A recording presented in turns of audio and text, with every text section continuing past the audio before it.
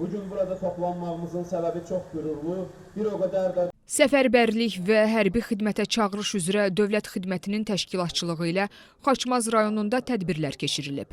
Həmkarımız qeyd elədi ki, siz şanslısınız. Bəli, siz şanslısınız ki, siz qalib ordunun sıralarında xidmət etməyə gedirsiniz. Əvvəlcə Xaçmaz rayonundan olan çağırışçıların müddətli həqiqi hərbi xidmətə təntənəli surətdə yola salma mərasimi təşkil edilib. Tədbirdə rayon ictimaiyyəti, səfərbərlik və hərbi xidmətə çağırış üzrə dövlət xidmətinin rəhbər heyəti, valideynlər və digər qonaqlar iştirak ediblər. Hərbi xidmətə yola düşən çağırışçılar vətənə şərəflə xidmət edəcəklərinə söz veriblər.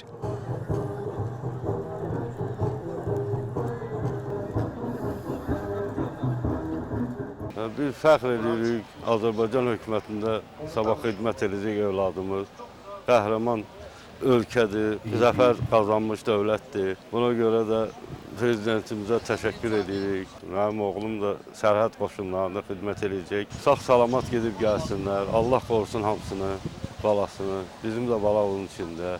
Mən evladımı böyük əzmlə hərbi xidmətə yola salıram. Evladımla fəxr edirəm, Azərbaycan ordusuna fəxr edirəm, Azərbaycan Ali Baş Komandanla fəxr edirəm.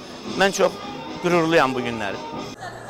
Sonra Xaçmaz rayon icra hakimiyyətinin dəstəyi ilə Heydər Əliyev mərkəzində gənclər üçün vətənpərvər Azərbaycan gəncliyi, sağlam gənclik, sağlam gələcək mövzusunda görüş keçirilib. Tədbirdə çıxış edən Səfərbərlik və hərbi xidmətə çağırış üzrə dövlət xidmətinin çağırışa qədərki hazırlıq idarəsinin rəisi, polkovnik leytenant Füzuli İsmailov müharibə zamanı gənclərin vətənpərvərliyindən, sabahın əskəri olacaq çağırışçıların fiziki və psixoloji statuslarının yüksək səviyyədə saxlanılması istiqamətində həyata keçirilən tədbirlər barədə danışıb.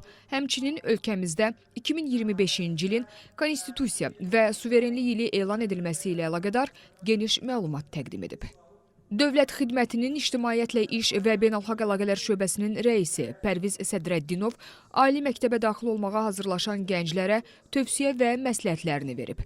Həmçinin xaricdə təhsilə görə verilən mühlət, bir sıra xidmətlərin rəqəmsallaşması barədə də geniş məlumat çatdırıb. Ardınca Səfərbərlik və hərbi xidmətə çağırış üzrə dövlət xidmətinin Xaçmaz rayon şöbəsinin rəisi Ceyhun Əsədov ilkin hərbi qeydiyyat, tibbi şəhadətləndirmə, çağırışçıların hüquq və vəzifələri barədə geniş məlumat verib və tədbir iştirakçılarını maraqlandıran sualları cavablandırıb. Tədbirdə çıxış edən Vətən müharibəsi iştirakçıları və şəhid ailələri də öz təəssüratlarını bölüşüblər. Qeyd edək ki, analoji tədbirlər ölkənin bir sıra rayonlarında təşkil edilib və növbəti aylar ərzində davam etdirilməsi nəzərdə tutulur.